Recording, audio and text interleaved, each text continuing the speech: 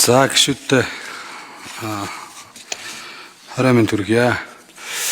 За энэ 7 хоногийн нэгд өдөр ардсан намын бүлэг төсвийн доктортой байдлын зөвлөлийнхнийг бүлгийн урал дээр дуудаад гадаад зээлэгтэй холбоотой танилцуулга мэдээлэл өгөөч гэж хүсэл тавиад төсвийн доктортой байдлын зөвлөлийнх нь ирсэн. За материал нь энэ байна. За энэ материалтай холбоотой нэг 12 удаа орчим материал байна. Тэгээ минут бага болохоор би шууд дүгнэлт рүү орё гэж бодож байгаа.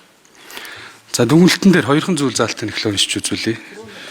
Төсвийн тодорхой зүйл заалтуудтай холбоотой асуудлууч. За 2010 оноос хойш эдийн засгийн таатай нөхцөл байдал дулдуйдан төсвийн зарлагыг хит өндрөөр хэлсэн төсвийн бодлогын орон зайг хумж өнөөдрийн нөхцөл байдал бий болоход тодорхой нөлөөлөл үзүүлсэн байна. Тодорхойлбол төсвийн мөчлөгс сөрсөн бодлогыг бодиттой хэрэгжүүлж чадаагүй энэ нөхцөл байдлын нэг том шалтгаан болсон.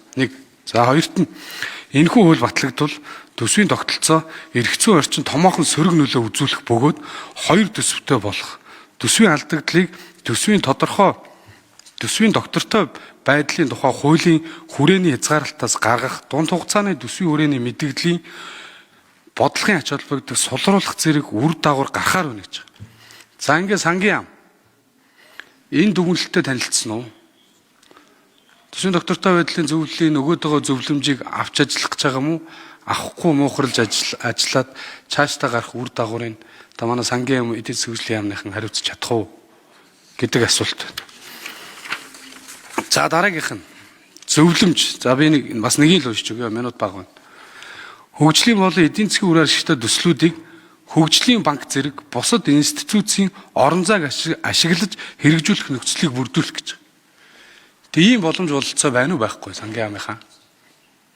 Бид хөгжлийн банк гэдэг нэг банктай.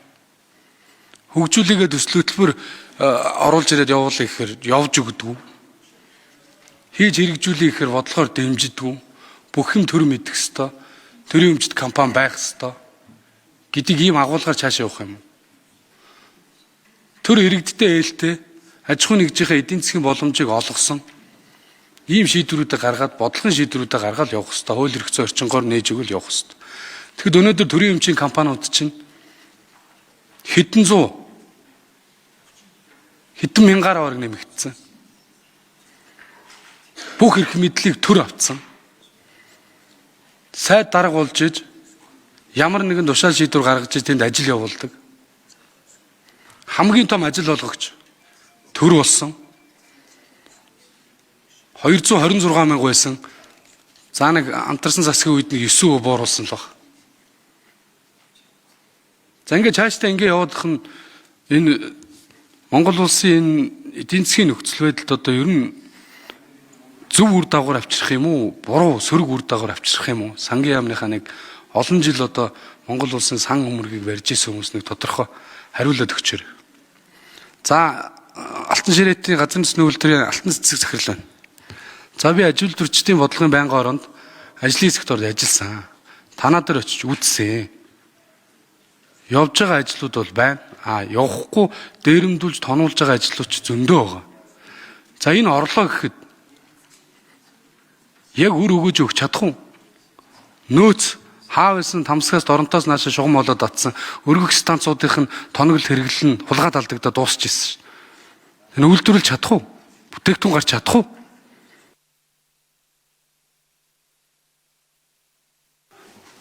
За эхлээд хинээс асуух уу? За минь цагаан сайд хариулъя.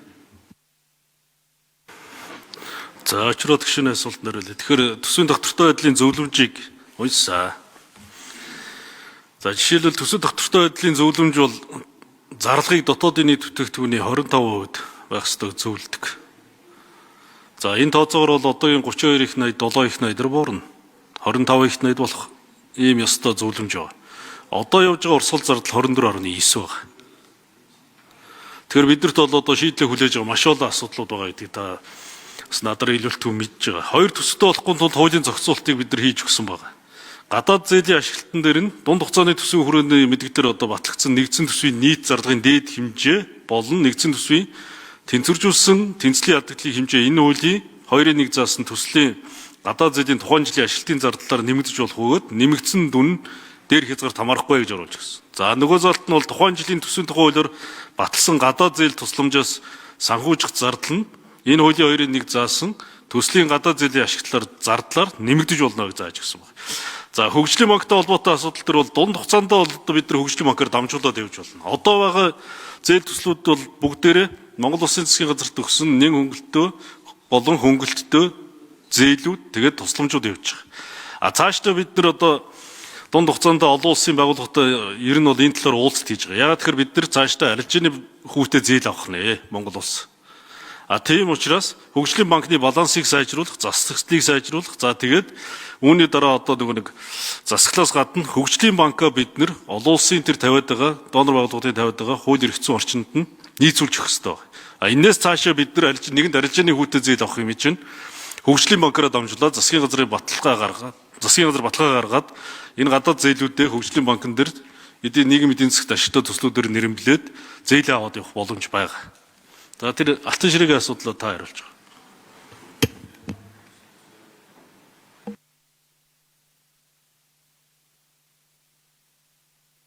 За энэ нэрийн 4-р микрофон нэр албан тушаалаа хэлээд хариулаарай. Монгол газрын тус боловсруулах үйлдвэр хязгаарлалт хариуцлага компани гүйцэтгэх захирал. За очрот гишүүний асуултанд хариулъя.